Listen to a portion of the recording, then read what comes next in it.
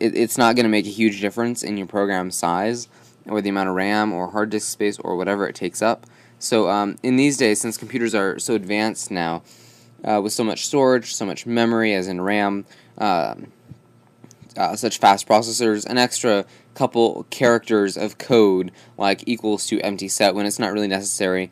If it helps you, do it, because if we were 20 years ago, back when computer size was extremely limited, or maybe 25, 30 years ago, and writing programs in, say, assembly or something, we'd want to make them as concise as possible, reuse everything we could, and that was really something you had to be careful with. But nowadays, it's not really a big issue. So I'm just going to move on here before I start blabbering way too much. Let's see here. We are going to do an integer. Oh, actually, duh. Okay, so we're going to say string 1 capital has to be the same exact case as this one. If C is capitalized here, it has to be capitalized there because Java is case sensitive. I think there's other programs that are not. So we'll set that equal to, and then we're going to upcase. Let's see, wait a second.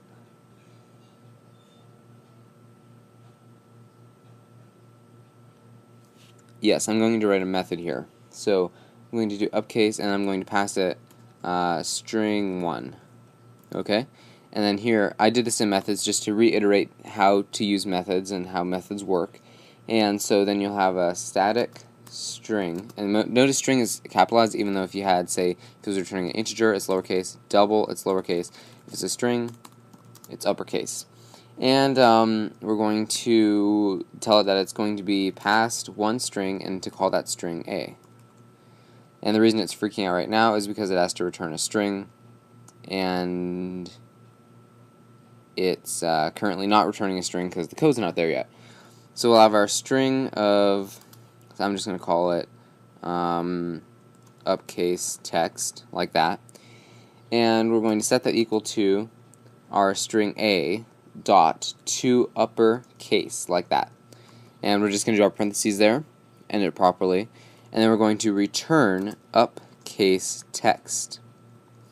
So you see what we did here is we defined a new string of upcase text and set that equal to A dot to uppercase. So it takes everything in the contents of string A, which is passed to it, which is set equal to string 1. We're passing it string A, so it's saying A, we're converting everything in it to uppercase and setting upcase text equal to that string modified. You see, I can't say A equals A to uppercase text, I don't think,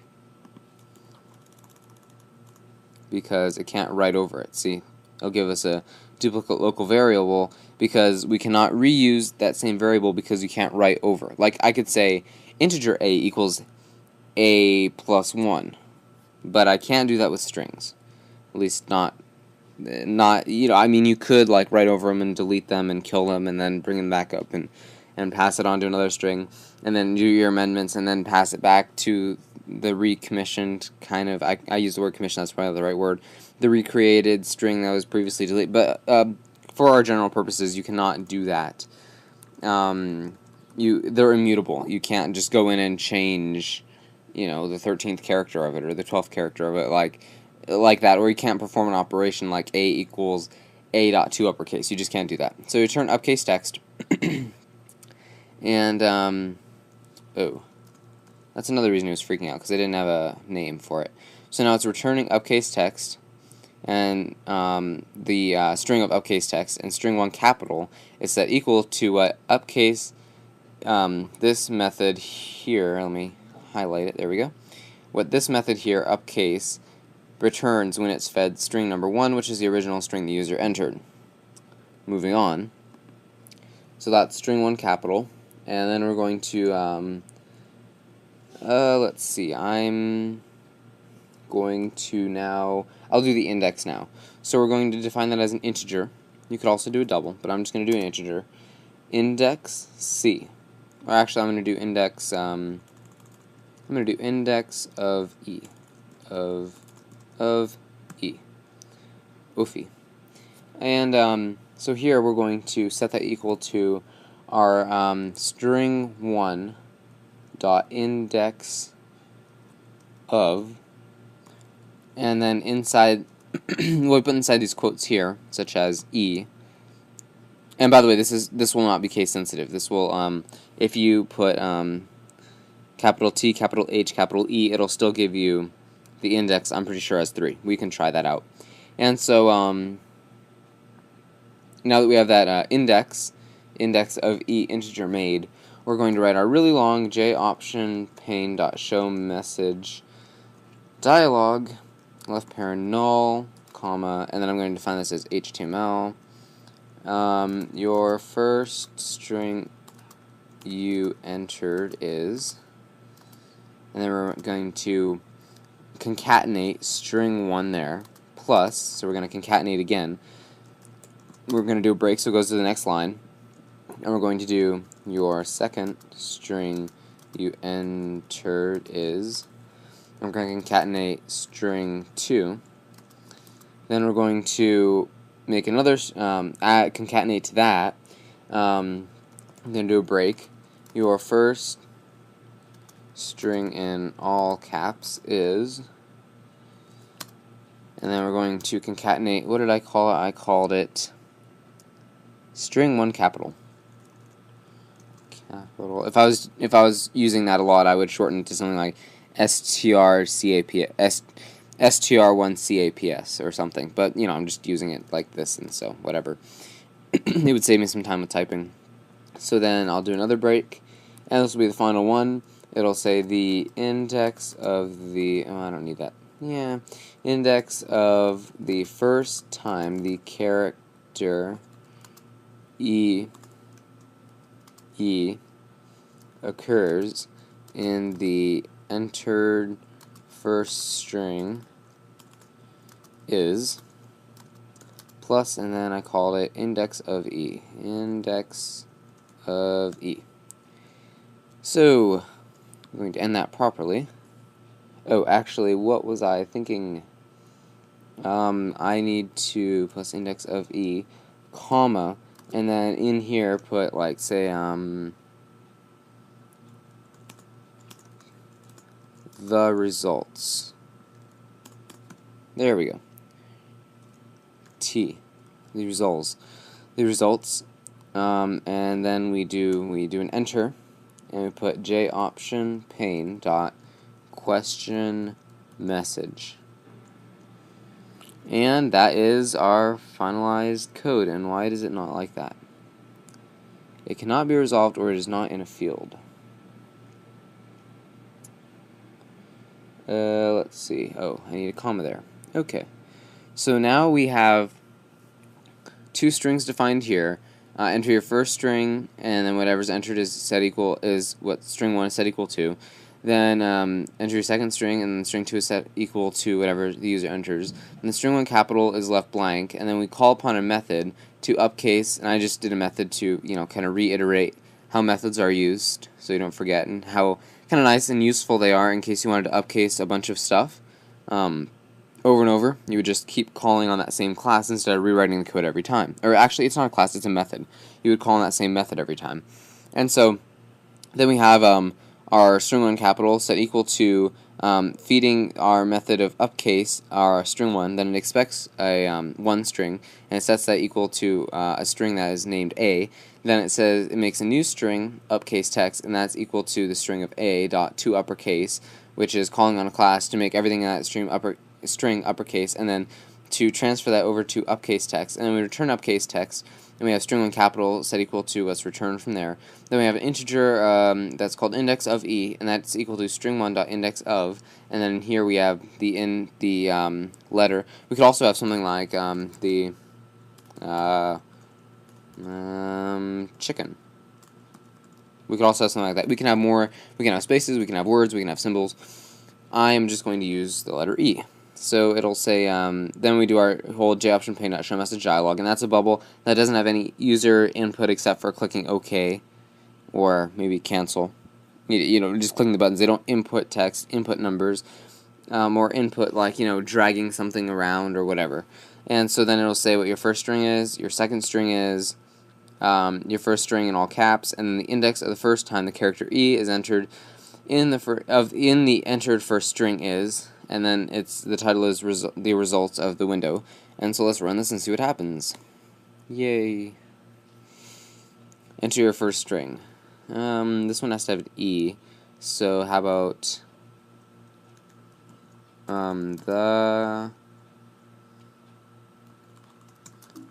let's see. The piano. Period. Enter your second string. Cake. Okay, so your first string you entered is the piano. The second string you entered is cake. Your first string in all caps is the piano. And the index of the first time the character E occurs in the first string is 2. But wait, 1, 2, 3. Yeah, T is 0, H is 1, E is 2. It starts at 0. So if you say, that H is the second character, well, it's actually has an index of 1, just like an array's first cell has an index of 0. So that's all we need to know. I will now show you that it does work, in fact, with all caps. Watch. The cake. And see, interestingly enough, it said the index of the first time the character E occurs in the entered first string is 7. 1, 2, 3, 4, 5, 6, 7. 0, 1, 2, 3, 4, 5, 6, 7. See that E? It's a lowercase. So actually with capitals, it does in fact, case actually does matter. I didn't think it did, but case actually does matter there. And so what you could say is you could do 2 indexes, and you could do like a for statement or a while statement, or see which one's larger or whatever. You could write code for that, and so then it would be more user friendly in that way. And that is about it. I was wrong about the capital thing. It actually is case sensitive for the index, so please remember that. Or not for finding the index of whatever you're finding the index of when it occurs is case sensitive. So keep that in mind. And I think that is about it for today's tutorial. I will a couple of changes to my YouTube channel. Actually, maybe just one. I am, if you noticed, yesterday I uploaded a Minecraft Let's Play video, and today I deleted it. I do plan to upload another one very soon, in fact, maybe even tonight, but I do not, in fact, I didn't like the way the video turned out, and I decided I had a better idea, which was to do my Minecraft video with, without preparation. I thought that'd be kind of more original, and so I'm going to give myself, I think, 2 days to get my materials together, and then I have to set off. And so that is kind of where it stands with the Minecraft video and why it disappeared. It wasn't that interesting, and it was way too long anyway. And so I will be talking more about my Minecraft videos in my actual Minecraft video, because this is a Java tutorial, not a Minecraft video. By the way, this is week 4. I decided not to do a week 3 wrap-up. If I think of a really good idea that would kind of work all this stuff together, I will do a week 3 wrap-up. But I can't really think of anything that wraps together everything we've learned. And I think you don't really, my week week wrap-ups never seem to get all that many hits, and I really don't think they're all that useful for people. And, also I will, of course, upload this source code as a RTF document to Mediafire and post the link to that in the description. So before I blabber on anymore, I will see you next time. Hello, this is eBest Mac Tutorials, back with another Java tutorial. This is Java Tutorial 9. Please watch an HD full screen in order to read the text better. So I am going to today be showing you how to write a basic Java applet, and I'm giving you an introduction to how a Java applet works.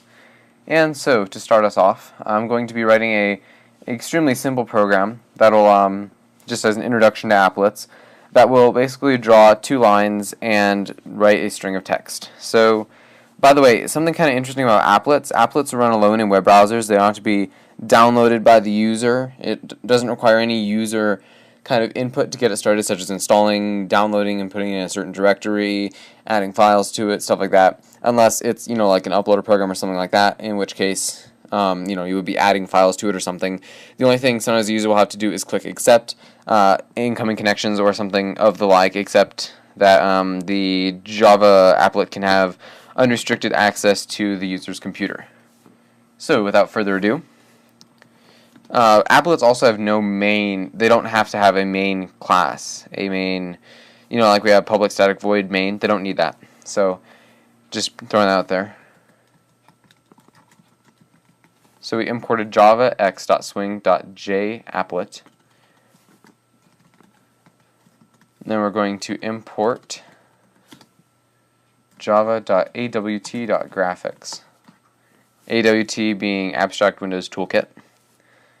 Other people on the internet have called it stuff like another Windows Toolkit or things like that. But yeah, the real name is Abstract Windows Toolkit, but don't be fooled, it does of course work on the Mac and on Linux and of course on Windows. And we are now going to define our public class of Java Tutorial 9. And we are going to then essentially say that it extends Java Tutorial 9 extends japplet. So that's defining it as, basically, it has to do, I don't want to go into a lengthy explanation because I really don't fully understand it myself, but basically it extends japplet because it inherits methods from japplet. It's part of the abstract method kind of inheritance, the hierarchy of methods in Java. So in this public class, we're going to make a method called public void paint. And that's graphics G. That's defining an object G of the type graphics, just like you have int, double, etc. And that's making it so we can use graphics, so we can use java.awt.graphics, so we can use that, put that to good use. Void is not returning anything public because it's public it can be seen outside of the class. Paint is just what we called it. And actually, I'm not sure. It doesn't have to be called paint, but we're going to call it paint just because that's kind of the standard, I guess. So it's going to do G. Notice the G is from here. If that was an M, then I put M here, or whatever. Dot draw line. And then I define, I'm going to get rid of this because it's just kind of annoying. Say I have 20, and then 250, 20. That will draw a horizontal line at 20 pixels down and 20 pixels from the right of the upper left corner of the japplet pane, window applet thingy, and it'll draw the line going to the point 250 out, 20 down, so it'll be horizontal, but it will have a length of 230. Then I'm going to do g.drawLine. I'm going to draw another one at, say, I know I don't want these because then you have to erase them when you type the numbers in. Anyway, I wish they would take that feature out, or just have a little ghost that appears, and as you type it, it smart replaces it. That'd be nice. Like after the comma, then it skips to the next one, and so it'd be a nice guide, but it wouldn't get in your way, like the way they have it right now. Which, I mean, it's still workable, of course. So this one's going to be, say, 45 down, or yeah, 45 down. It's going to be 20 out, 45 down, sorry. And then it's going to have a length of, say, it'll go out to 300, and we'll also stop at 45 to make it a horizontal line. So that's, oh, I see.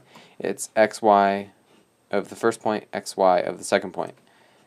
Then we have g.drawString. And that's so we can like draw output like characters, for example, that says welcome to this useless applet, comma, and then we have our x and y locations. So say we have we use 2020 and 2045, so we could use, say, 30, so it's going to be in 30 from the left side, and then 30 down. We can play around with these numbers once we run it to see how it looks. Let's see here. By the way, if you'll notice, my the screen is bigger. Okay, let's move that text a little bit down, of course. This is just the aesthetic kind of stuff. We got the code already working. It does what we want it to do. It's just not placed completely right. There we go. How do you like that? So it draws 2 lines. This one's longer because it starts at the same location, the point, except it's further down, you know. So this is 20 down, this is 45 down, but then it goes out to 300, whereas this one goes out to 250 right there. That's 250. That's 50 pixels to 300. So you may have noticed that this is a higher resolution that you can view the video at, and there's more space in my workspace. I'm using an iMac right now for recording my videos. I will be using an iMac from now on, although it might be an iMac of a lower screen size, 20-inch for a while. But anyway, so that's our basic Java applet.